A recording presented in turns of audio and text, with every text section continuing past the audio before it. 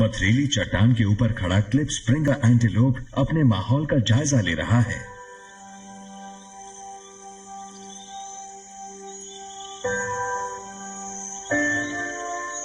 ये अपने खोरों की नोक पर खड़ा है। इसकी प्रजाति का दूसरा और कोई सदस्य अपने परिवेश के लिए इतना चौकन्ना दिखाई नहीं देता। एंटीलोप्स बोविडाई परिवार के सदस्य हैं।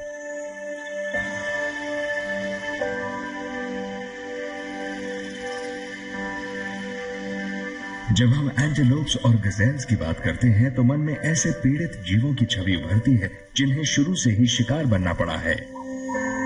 सच तो ये है कि आसानी से शिकार बनने वाले ये जीव प्राणी जगत के कामयाब जीवों में से एक हैं।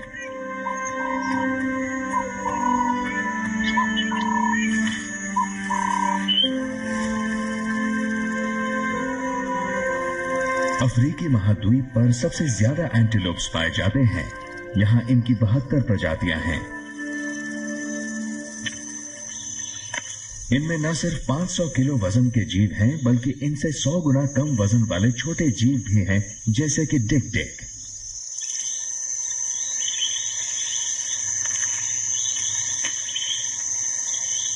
सिर्फ कुछ किलो वजन का ये नन्हा एंटीलोप खुश्क माहौल की सूखी झाड़ियों के बीच जीता है। इसके लिए ये परिवेश अच्छा है। यहाँ छाया है, आसरा है और खाने के लिए भी काफी है।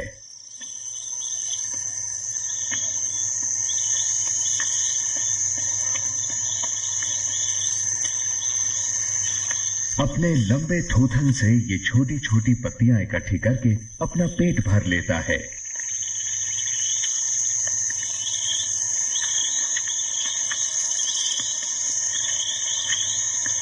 ये प्रजाति जोड़ियों में रहती है, जो एंटीलोप्स के लिए अनोखी बात है।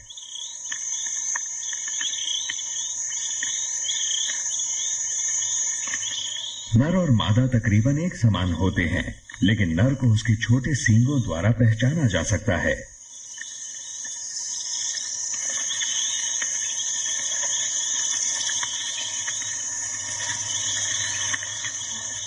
आंख के एकदम नीचे काला धब्बा है, जिसके मायने है कि यहां ग्रंथि है।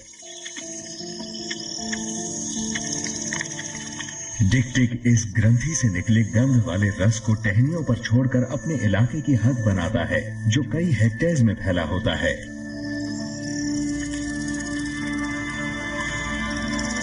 ये नन्हा एंटीलोप अपने इलाके के कोने कोने को जानता है और यहां रहने वालों को भी। ये जानता है कि कब चिंता करनी चाहिए और कब नहीं।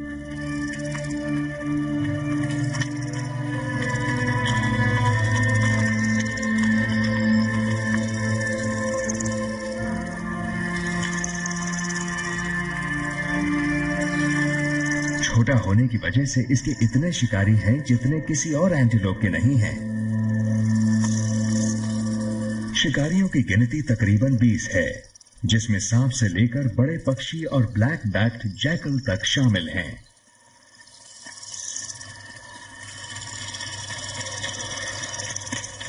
खतरा भाप लेने के बाद डिक-डिक एक बहुत ही सरल चाल अपनाता है।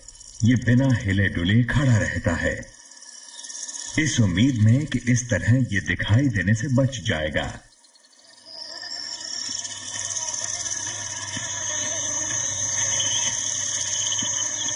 इस तरीके के लिए खुद पर बहुत काबू होना चाहिए और ज्यादातर बार ये कामयाब हो जाता है। डिक-डिक उन एंटीलोप्स में से एक है जिनके शिकार होने का डर सबसे कम है।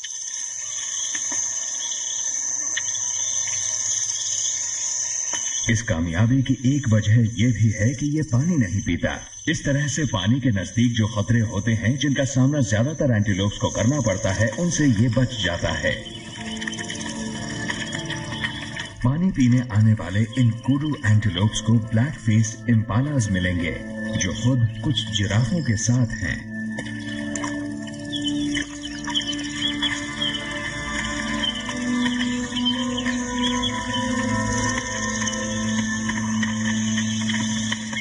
तालाब पर भीड़ होना सबके लिए अच्छा है। ये जाना पहचाना सच है कि एंटीलोप्स दूसरों की निगरानी पर भरोसा करने वाले जीव हैं।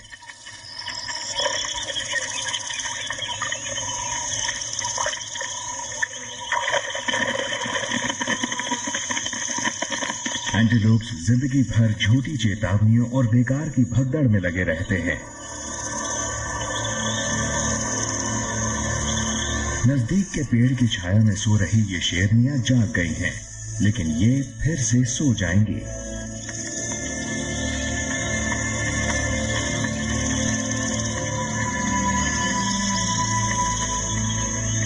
भरी दोपहर में खतरा इतने नजदीक हो तो चौकन्ना रहना ही पड़ता है।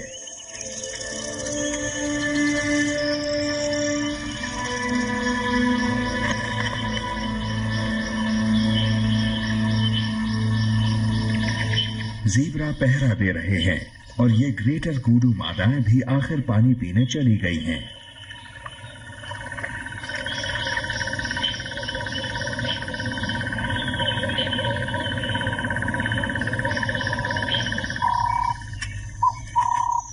कूडू काफी बड़ा एंटीलोप है, एलेंट प्रजाति के बाद सबसे बड़ा। सिर्फ इन्हीं नरों के सींग होते हैं और इनका वजन 200 से 300 किलो होता है, यानी डिग डिग से 50 गुना ज्यादा।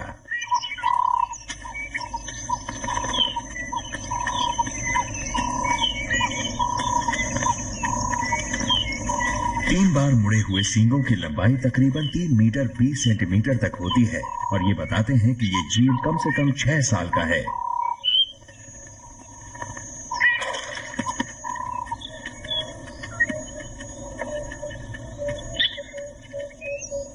सभी एंटीलोप्स में सींगों का आकार नरों में सोपानिकी का फैसला करता है।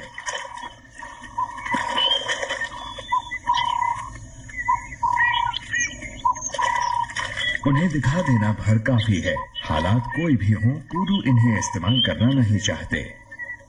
इन्हें अपने साथी एंटीलोप्स के साथ लड़ना पसंद नहीं है।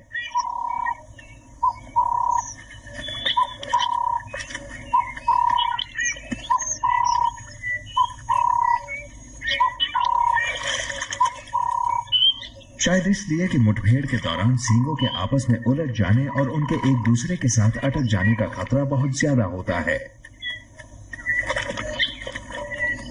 ये प्रजाति प्रादेशिक नहीं है और बड़े नर मुकाबलेबाजों की मौजूदगी को बड़ी सहजता से बर्दाश्त करते हैं, तब भी जब दिलचस्पी मादाओं में हो।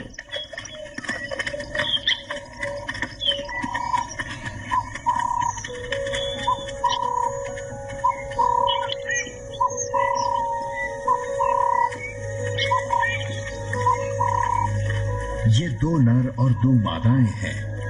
हमें फौरन लगेगा कि ये 2 जोड़ियां हैं, लेकिन ये एंटीलोप्स हैं और इनकी सिर्फ छोटे आकार की कुछ प्रजातियां ही जिंदगी भर के लिए जोड़ियां बनाती हैं।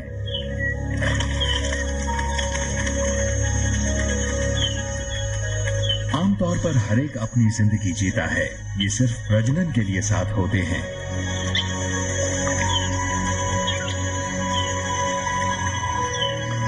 ऐसे मौकों के अलावा मादाएं अपने बच्चों के साथ झुंड में रहती हैं।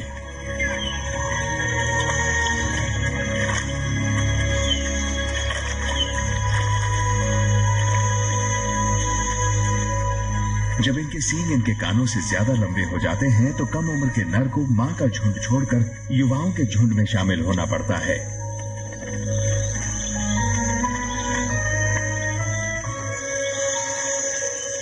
बड़े नर अक्सर एकाकी होते हैं। सींगों के बड़े होते ही एंटीलोप्स में सबसे बड़े जीव अपनी रफ्तार और फुर्तीलापन खो बैठते हैं और शेरों का आसान शिकार बन जाते हैं।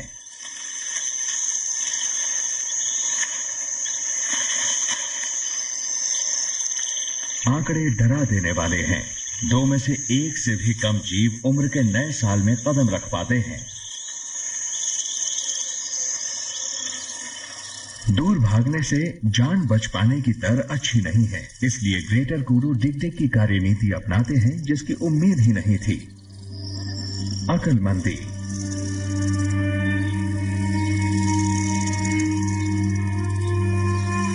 जीव के आकार को देखते हुए ये तरीका बहुत बढ़िया तो नहीं लग रहा, लेकिन ये अपनी बेहतरीन खूबी यानी खाल के रंग का इस्तेमाल करेगा और नतीजा सामने है। जैसे ही जीव हिलना डुलना बंद करता है, सींग झाड़ियों के बीच गुम हो जाते हैं। और सुनहरी काया झाड़ियों में घुल मिल जाती है।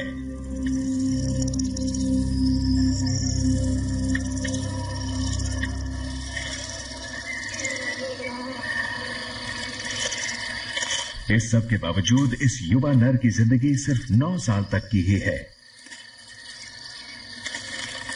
जबकि इसी प्रजाति की मादाएं औसतन 15 साल तक जीती हैं।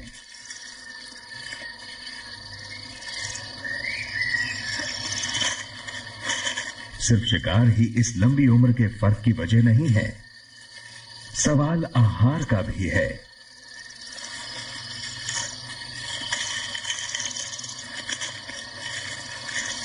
कूडू ज्यादातर पत्तियां खाते हैं।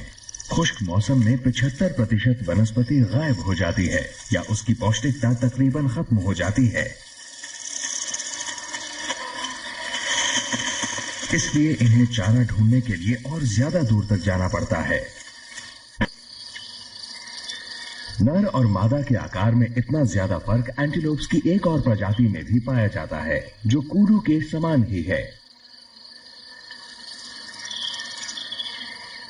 जैसे कि बुशबक। ये मध्यम आकार के एंटीलोप होते हैं और ये एक मादा है।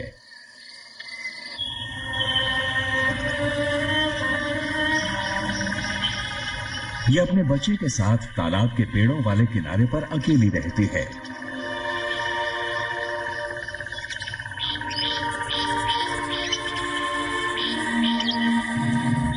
अफ्रीकी एंटीलोप्स का विशाल परिवार 9 वर्गों में विभाजित है। बुशबक और कूडू एंटीलोप्स के मुड़े हुए सींगों वाले परिवार के हैं।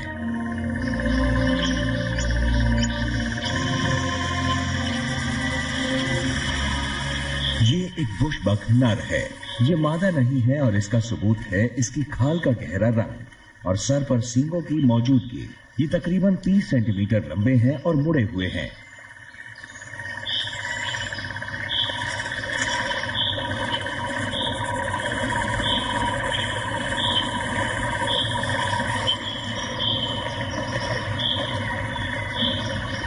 दक्षिणी अफ्रीका में बुशबक अपने आवास की साझेदारी एक रिश्तेदार के साथ करते हैं जो इनसे बहुत बड़ा है और कभी कभी लंबे बालों वाला कूडू ही लगता है।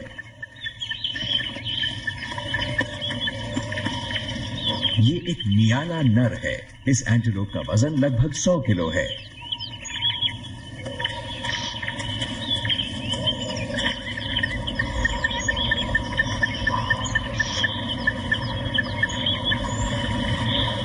एक ही वर्ग के सदस्य होने के नाते नियाला, बुशबक और कूडू में बहुत समानताएं हैं।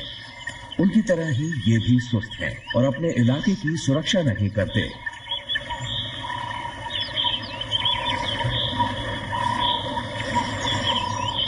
ये कभी कभी दूसरे नरों से मिलता है, लेकिन आते जाते बहुत कम वक्त के लिए।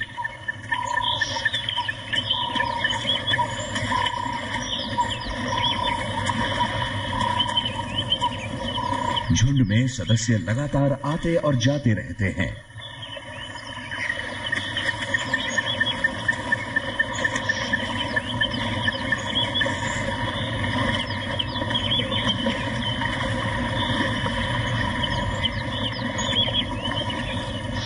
नियालास का जमीन पर अपने सींगों को इस तरह रगड़ना मतलब वो अपनी ताकत आजमा रहे हैं। पथरीली चट्टान के ऊपर खड़ा क्लिप स्प्रिंगर एंटीलोप अपने माहौल का जायजा ले रहा है।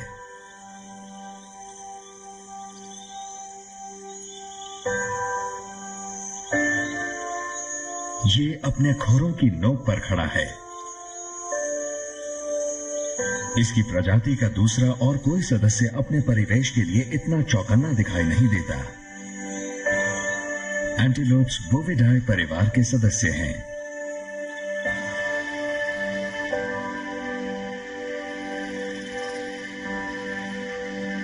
जब हम एंटीलोप्स और गजेल्स की बात करते हैं तो मन में ऐसे पीड़ित जीवों की छवि उभरती है जिन्हें शुरू से ही शिकार बनना पड़ा है। सच तो ये है कि आसानी से शिकार बनने वाले ये जीव प्राणी जगत के कामयाब जीवों में से एक हैं।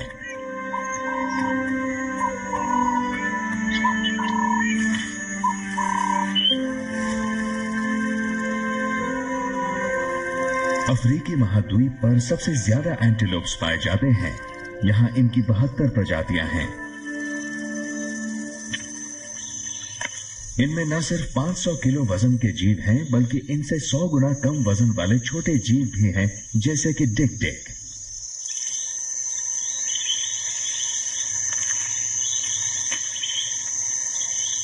सिर्फ कुछ किलो वजन का ये नन्हा एंटीलोप खुश्क माहौल की सूखी झाड़ियों के बीच जीता है। इसके लिए ये परिवेश अच्छा है, यहाँ छाया है, आसरा है और खाने के लिए भी काफी है। इलाके के बीचों बीच है और ये यहाँ पर अपनी गंध के निशान लगातार छोड़ता रहता है।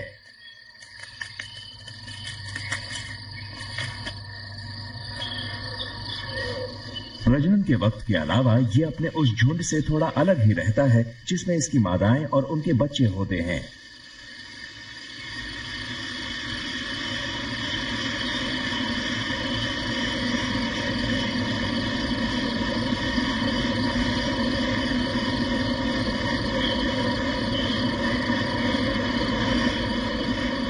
कंधों पर ढलवा, पीठ पर निकला कुबड़ एंटीलोप्स की एल सेलोफिन्स प्रजाति की खासियत है और ये उसी का सदस्य है।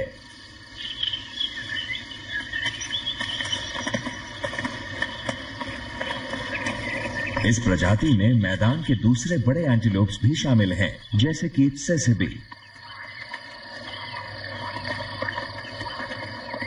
इनका आकार हाथीपीठ जैसा ही है, लेकिन खाल का रंग गहरा है और सींग कम मुड़े हुए हैं।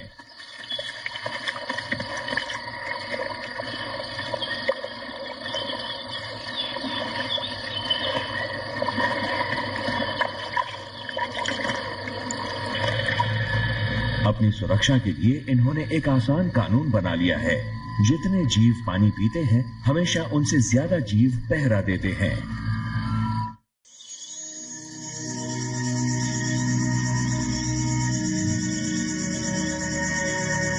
ईस्ट अफ्रीका में इन जीवों को टॉपीज कहते हैं। ये शब्द इनकी दीमकों के टीलों पर चढ़कर चारों तरफ देखने की आदत को बताता है।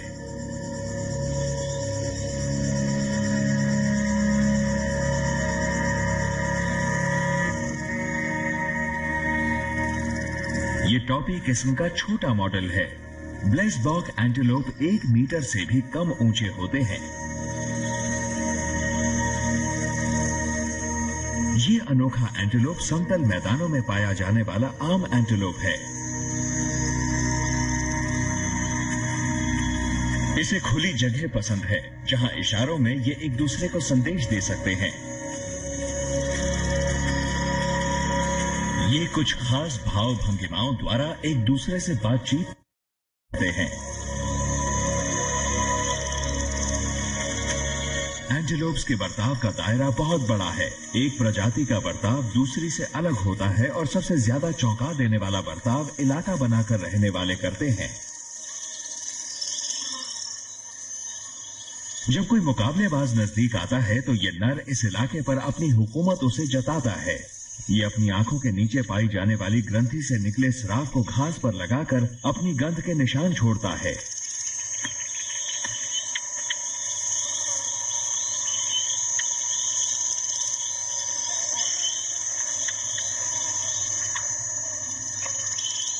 ब्लेसबॉक्स का सामाजिक संगठन बहुत पारंपरिक है।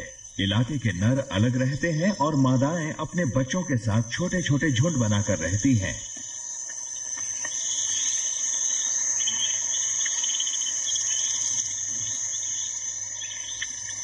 घास के कम होने पर यह प्रजाति अपनी गतिविधियों को भी कम कर देती है, जिससे इनकी ऊर्जा बेकार के काम में खर्च ना हो।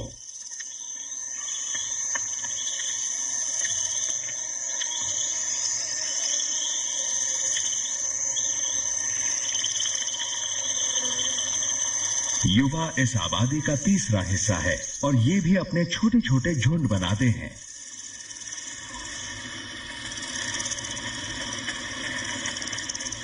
खुद को ताकतवर साबित करने के लिए समय समय पर 2 सदस्य झुंड को छोड़ते हैं।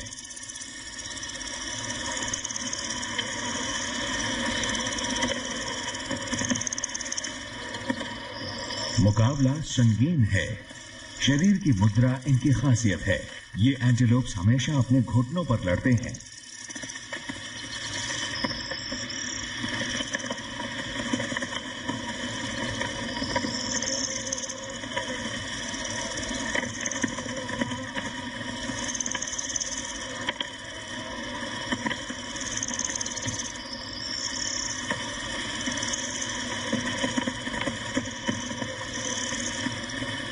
जाहिर है लड़ाई अभी खत्म नहीं हुई है।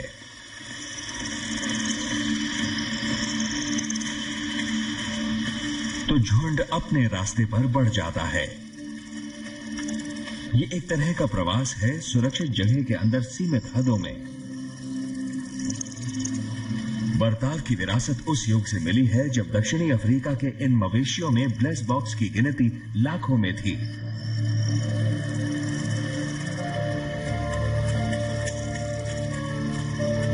इनके साथ और कई दूसरे जीव थे, जैसे ज़ेब्रा के रिश्तेदार क्वैगर्स जो अब विलुप्त हो चुके हैं। एलेंस, विशाल आकार वाले एंटीलोप जिनकी गिनती अब बहुत कम हो गई है।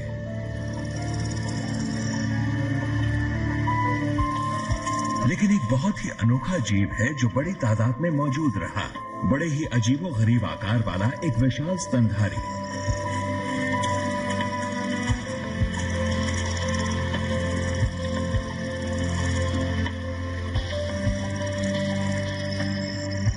ये विल्डबीस्ट है और ये सफेद पूंछ वाला विल्डबीस्ट है दक्षिण अफ्रीका की स्थानीय प्रजाति।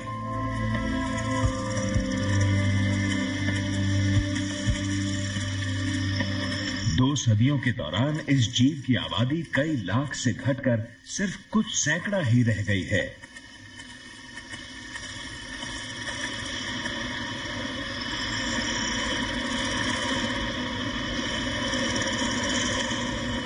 आप सिर्फ आकार को मत देखिए। विल्डबीस्ट ब्लेसबॉक का करीबी रिश्तेदार है। ये न सिर्फ एक एंटीलोप है बल्कि हार्टीबीस्ट और टॉपी परिवार का ही है।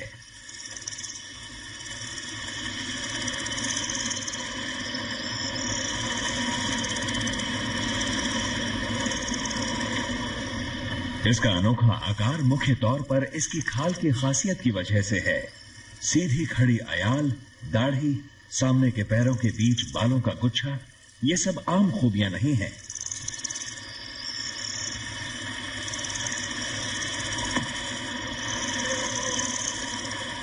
खाल का रंग इतना गहरा है कि इसे ब्लैक विल्डबीस्ट कहा जाता है और कभी कभी तो इसे सवाना का जोकर भी कहते हैं।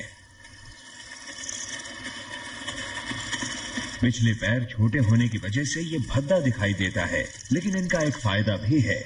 इनकी वजह से जीव को चलते चलते नकुलांचे भरने में और ज्यादा देर तक चलते रहने में कोई दिक्कत नहीं आती।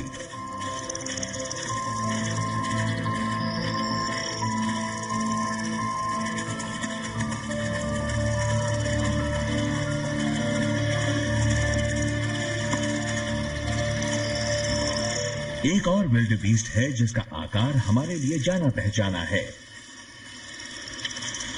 यह है ब्लू विल्डबीस्ट या ग्नू। इसका आकार थोड़ा बड़ा है, लेकिन कुल मिलाकर यह ब्लैक विल्डबीस्ट से भारी भरकम है।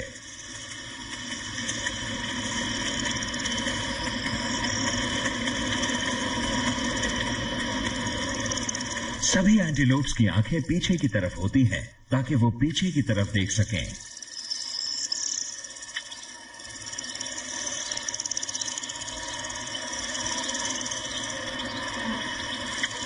एक और खूबी है जो इस प्रजाति के सभी जीवों में होती है। इनकी उंगलियां सैम संख्या में होती हैं और आखिरी खुर से ढकी रहती हैं।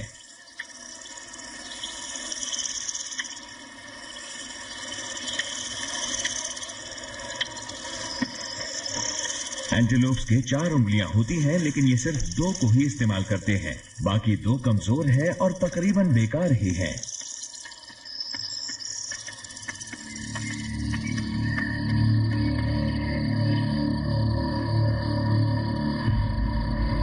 चेहरे पर मौजूद ग्रंथि का इस्तेमाल करके विल्डबीस्ट अपने इलाके पर निशान बनाता है।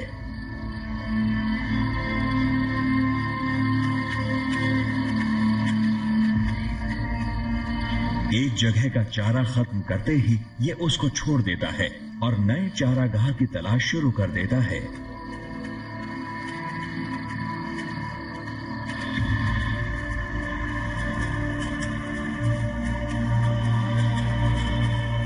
ये सब उस जगह की तरफ बढ़ जाते हैं जहां घास ज्यादा हरी है।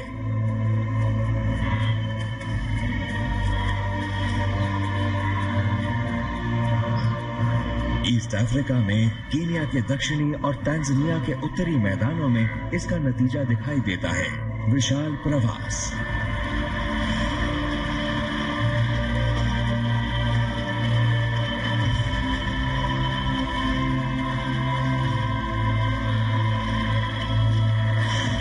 बिना चूके साल के उसी समय लाखों विल्ड बीस्ट उसी जगह से निकलते हैं जहां वही मगरमच्छ उनका इंतजार कर रहे होते हैं।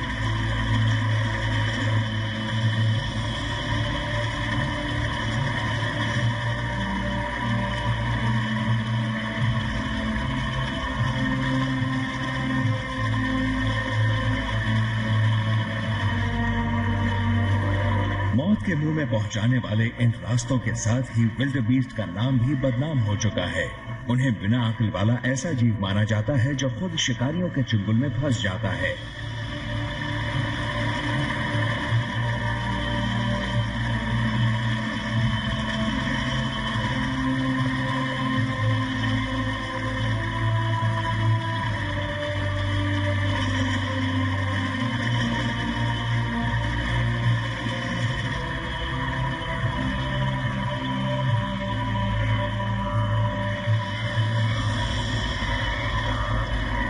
इस ऋतु प्रवास के दौरान विल्ड बीस्ट अपनी 10% आबादी खो देते हैं, लेकिन करीब 10 लाख जीव अपनी मंजिल पर पहुंच जाते हैं और साल दर साल धरती के सबसे बड़े झुंड को बनाते हैं।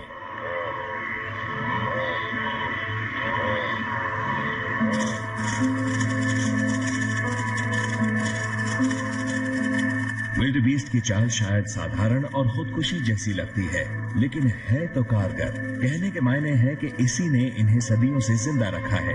ये एंटीलोप्स का करिश्मा है। खाने की जरूरत और शिकारियों के खतरे का सामना करते हुए हर प्रजाति ने जिंदा रहने के अपने तरीके ढूंढ लिए हैं।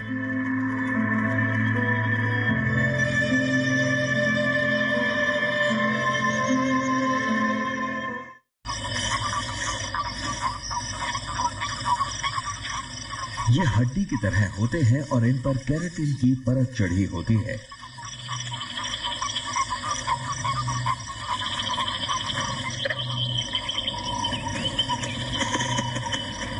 कॉब्स वर्ग में सींग सिर्फ नर के होते हैं।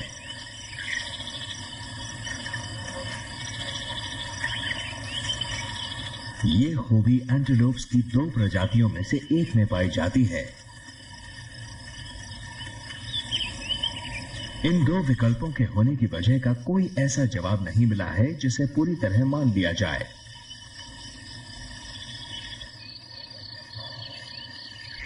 हॉर्स एंटीलोप्स में नर और मादा दोनों के सींग होते हैं। ये एक ऐसा वर्ग है जिसमें इस सेबल की तरह की कुछ शानदार प्रजातियां शामिल हैं।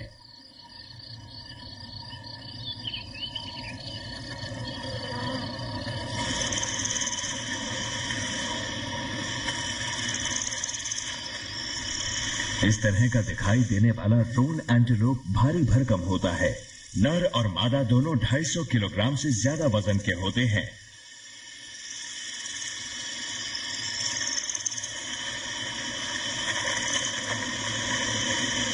रोन्स छोटे छोटे झुंड बनाकर रहते हैं। देखा गया है कि इनमें वयस्क आपस में कुछ मीटर की दूरी बनाए रहते हैं।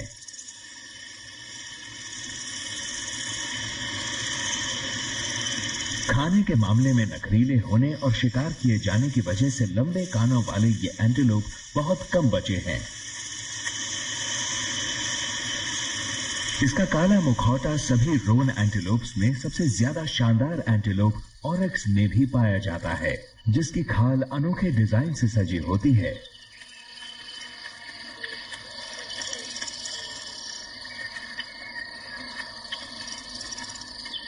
ये उन एंटीलोप्स में से एक है जिन्होंने खुद को खुश्क हालात के हिसाब से ढाल लिया है। नर और मादा ऑरिक्स एक से हैं और इनके सींग सीधे बर्छे के आकार के होते हैं।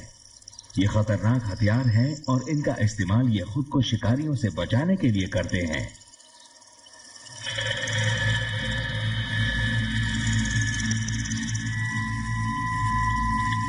यहाँ ऑरिक्स स्प्रिंगबॉक के साथ जगह की साझेदारी कर रहे हैं, साथ ही नजदीक से गुजरने वाली शेरनी पर भी नजर रखे हुए हैं।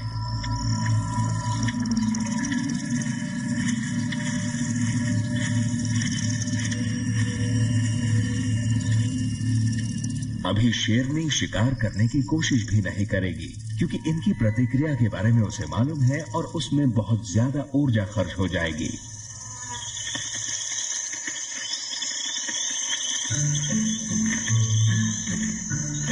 शिकारियों का ध्यान बटाने या सिर्फ मस्ती के लिए ही स्प्रिंगबॉक्स ऊंची ऊंची कुलांचे मारने लगते हैं। अपनी पीठ को गोल मोड़कर जमीन से 2 मीटर तक ऊंची छलांग लगाते हुए वो गेंदों की तरह लगते हैं।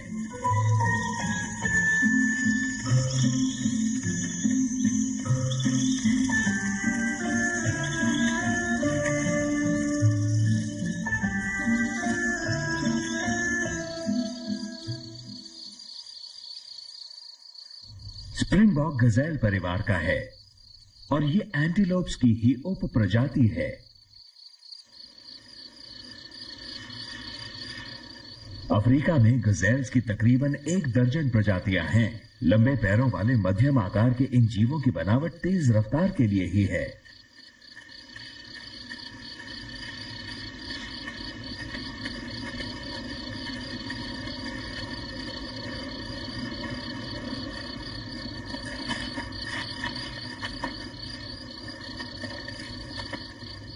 सभी गजेल्स खुश्क मौसम में जिंदा रह सकते हैं, उस खाने का फायदा उठा सकते हैं जो उन शाकाहारी जीवों की पहुंच से दूर है जिन्हें पानी की जरूरत होती है।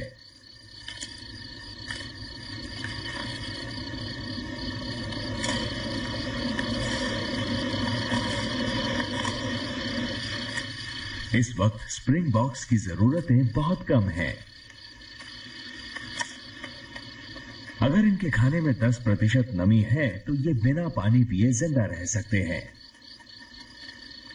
और पानी की इस थोड़ी सी मात्रा को ये बड़ी मेहनत से बचाते भी हैं। ये खूबी खुद को ढाल लेने का नतीजा है।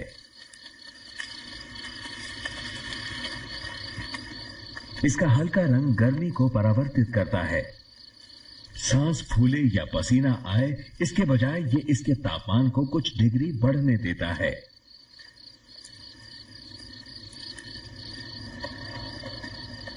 इसके अलावा अगर स्प्रिंगबॉक को ऐसा पानी मिलता है जिसमें दूसरी प्रजातियों के लिए खनिज लवण जरूरत से ज्यादा है, तो भी ये उसे पी सकता है।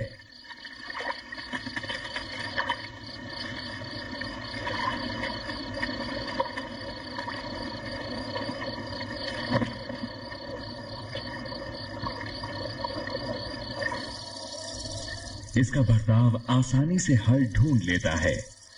मौका मिलते ही स्प्रिंगबॉक्स छाया में खड़े हो जाते हैं।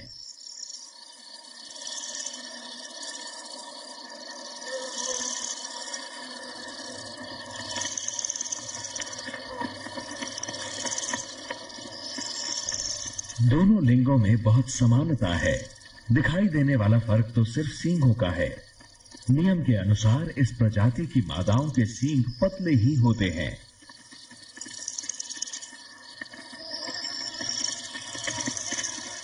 स्प्रिंगबॉक्स की झुंडों में सभी आकार के नर और मादा होते हैं।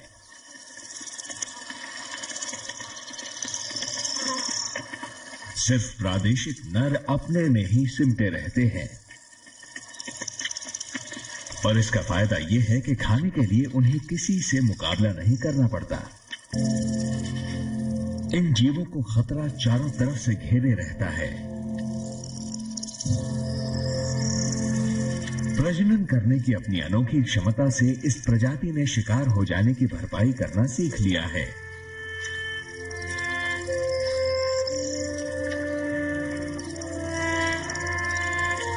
मादाएं मुश्किल से 1 साल की होती हैं जब वो पहली बार मां बनती हैं।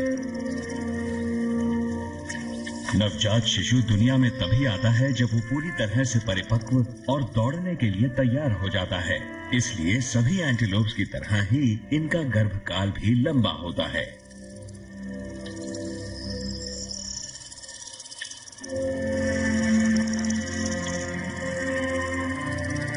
इस युवा मादा का सहवास 6 महीने पहले हुआ था।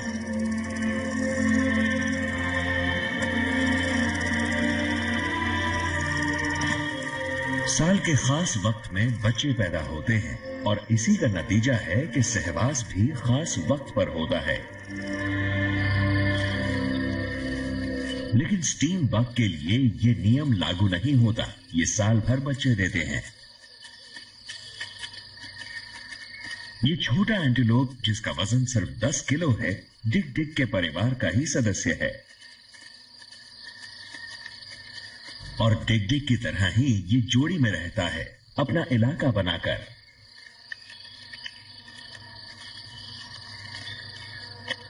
ये भी छोटी छोटी पत्तियां खाता है। पानी के बिना भी उतने ही वक्त तक रह सकता है। लेकिन इसमें एक बड़ा फर्क है। स्टीम बग खुली जगहों पर जाने का जोखिम उठा लेता है।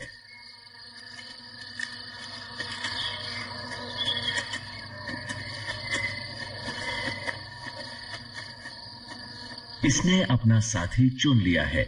मादा नर से थोड़ी बड़ी है और उसके सींग नहीं है।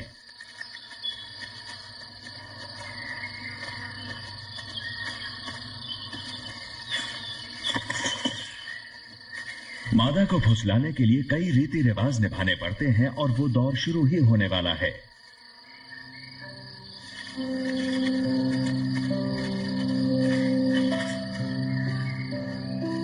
सामने के पैर को उठाकर मादा को छूने का यह तरीका गजेल्स और कुछ बड़ी प्रजातियों में भी देखा गया है, जैसे कि कॉब्स और हॉर्स एंटीलोप्स।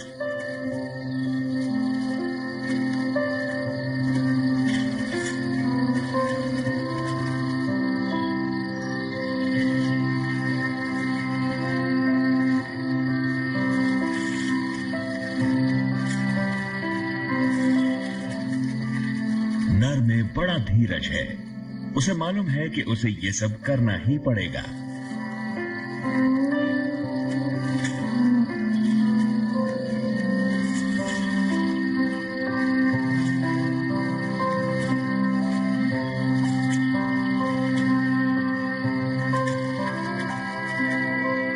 जरा सोचिए, रजामंदी लेने का ये प्यारा इशारा दूसरी उन प्रजातियों की मादाओं को कितना अच्छा लगता जिनके नरों ने ये रिवाज देखा ही नहीं है।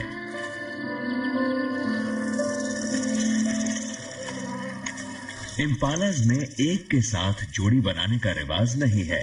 प्रादेशिक नर के हरम में कई दर्जन मादाएं होती हैं।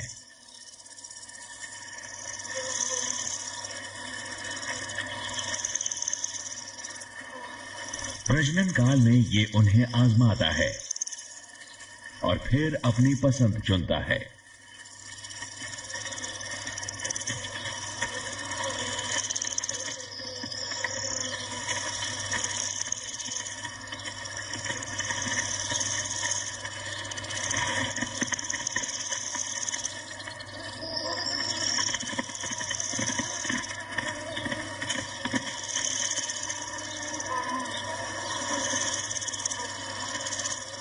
सीधी खड़ी सफेद पूंछ इस बात का संकेत है कि ये प्रजनन के लिए तैयार है।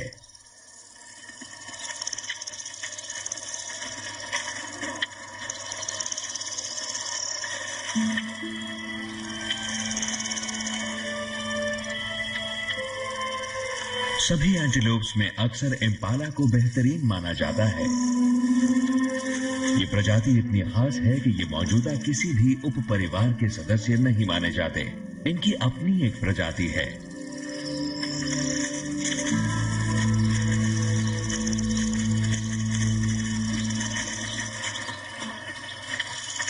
इम्पाला में आहार और आवास दोनों के लिए खुद को ढाल लेने की बेमिसाल क्षमता है। इसे हरी भरी घास चरना अच्छा लगता है, लेकिन खुश्क मौसम में इसे जो मिलता है ये उससे अपना काम चला लेता है। एक तरह से ये असली एंटीलोप है। लेकिन इसकी भी कुछ विशेषताएं हैं, जैसे ये पिछले पैरों पर काले बालों का गुच्छा जो अजीब जगह मौजूद गंध ग्रंथियों को ढक लेता है।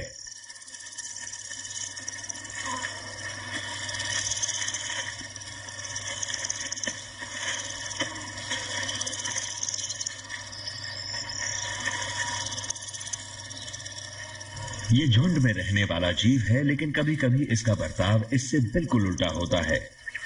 किसी भी झुंड में मिलकर रहने वाले और एकाकी दोनों तरह के जीव मिल जाएंगे।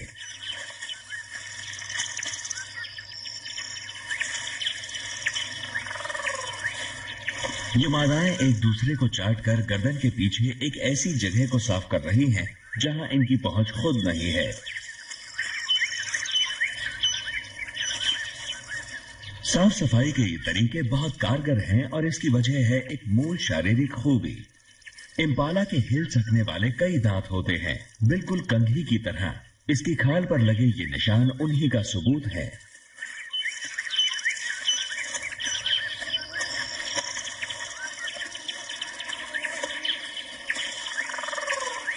इस झुंड की मादाओं को अलग अलग नहीं किया जा सकता, जबकि इनमें से किसी का भी एक दूसरे के साथ कोई सगा रिश्ता नहीं है।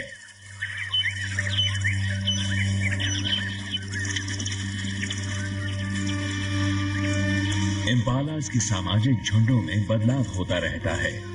कभी कभी नर सिर्फ सहवास काल के कुछ हफ्तों के दौरान इलाका बनाने वाला बर्ताव दिखाते हैं।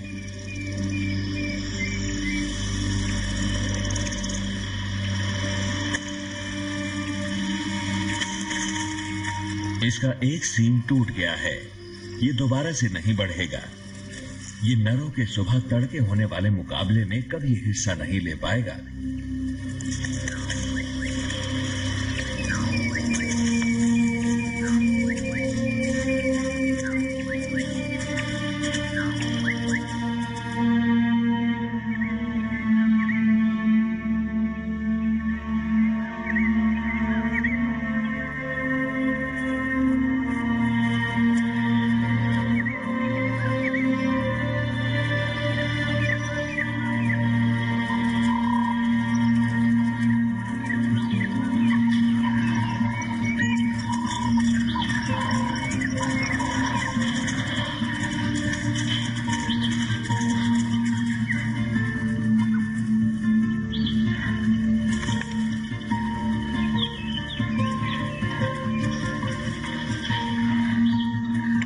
प्रजातियों और इन मुठभेड़ों में हमें एक शिष्टता, एक वादा और जिंदगी जीने की एक लालसा दिखाई देती है जो सभी एंटीलोप्स में है।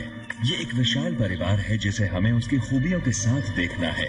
एक ऐसा समूह जिसने हर हाल में सभी चुनौतियों का सामना करने के लिए अपने आप को अलग अलग तरीके से ढाल लिया है। आकार में, जीने के ढंग में और खाने की अपनी जरूरतों में ये वो जीव हैं जिन्होंने हार नहीं मानी।